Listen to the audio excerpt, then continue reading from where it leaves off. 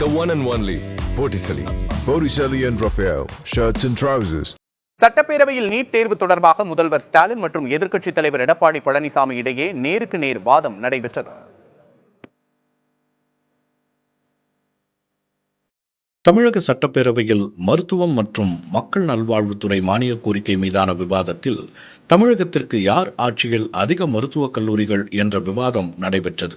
அப்போது பேசிய போக்குவரத்து துறை அமைச்சர், நீட் தேர்வில் அதிமுக செய்த துரோகத்திற்கு தான் 11 மருத்துவக் கல்லூரிகளை மத்திய அரசு அளித்தது என்றார். தொடர்ந்து பேசிய எதிர்க்கட்சித் தலைவர் எடப்பாடி பழனிசாமி, நீட்டை கொண்டு வந்தது காங்கிரஸ், திமுக, அதை தடுத்து நிறுத்த முயற்சி செய்தது அதிமுக என்றார். தமிழகத்தில் நீட் தேர்வுக்கு அனுமதி அளித்தது அதிமுக ஆட்சியில்தான் என்று அமைச்சர் சிவசங்கர் பேசிய நிலையில் இதனை காங்கிரஸ் சட்டமன்ற உறுப்பினர் செல்வ பெருந்தகையும் குறிப்பிட்டு பேசினார். இதனைத் தொடர்ந்து பேசிய முதலமைச்சர் மு க ஸ்டாலின், நீட் தேர்வை ரத்து செய்தால்தான் கூட்டணி என்று அதிமுக கூற முடியுமா என்றார். முதலமைச்சர் சொல்லிட்டு கேட்டுட்டார். மாண்புமிகு பேரவைத் தலைவர்களே, வாக்குறுதி கொடுத்தது உண்மைதான், அதில் நாங்கள் எந்த விதமான மறுப்பும் சொல்லல. ஆனால் நாங்கள் எங்களுடைய கூட்டணி ஆட்சி அங்கு அமைந்திருந்தால் நிச்சயமாக தொடர்ந்து வருவோம். இப்பொழுது நீங்கள் கூட்டணி அமைத்திருக்கிறீர்களே, இந்த கண்டிஷனை போட்டு அந்த கூட்டணியை தொடர்வதற்கு உங்களுக்கு அறிவுரை இருக்கிறதா என்றுதான் கேள்வி கேட்கிறேன். தொடர்ந்து பேசிய எதிர்க்கட்சித் தலைவர் எடப்பாடி பழனிசாமி, ஆட்சிக்கு வந்தால் நீட் தேர்வுக்கு விலக்கு பெற்றுத் தருவோம் என்று பொய் வாக்குறுதி அளித்தது திமுக தான் என்றார். 1999 திமுக பாஜகவுடன் கூட்டணி சேர்ந்த நிலையில் அதிமுக கூட்டணி சேர்வதில் மட்டும் என்ன தவறு என்றார். இதற்கு பதிலளித்த முதலமைச்சர், 2 மாதங்களுக்கு முன்பு பாஜகவுடன் கூட்டணியே இல்லை என்று கூறிவிட்டு இப்போது கூட்டணி வைத்துள்ளது அதிமுக என்று விமர்சித்தார். பின்னர் செய்தியாளர்களிடம் பேசிய எடப்பாடி பழனிசாமி, நீட் தேர்வை கொண்டு வந்தது திமுக தான் என்றார்.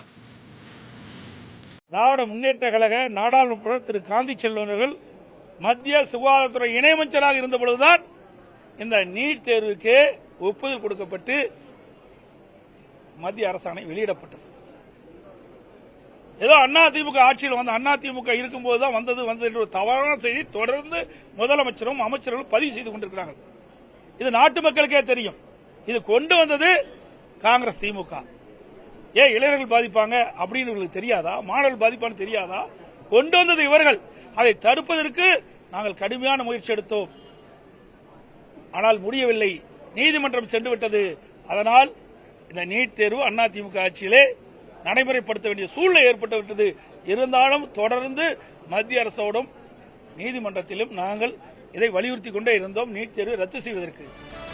அதிமுக கூட்டணியால் முதலமைச்சருக்கு பயம் வந்துவிட்டது என்று எடப்பாடி பழனிசாமி விமர்சித்தார்.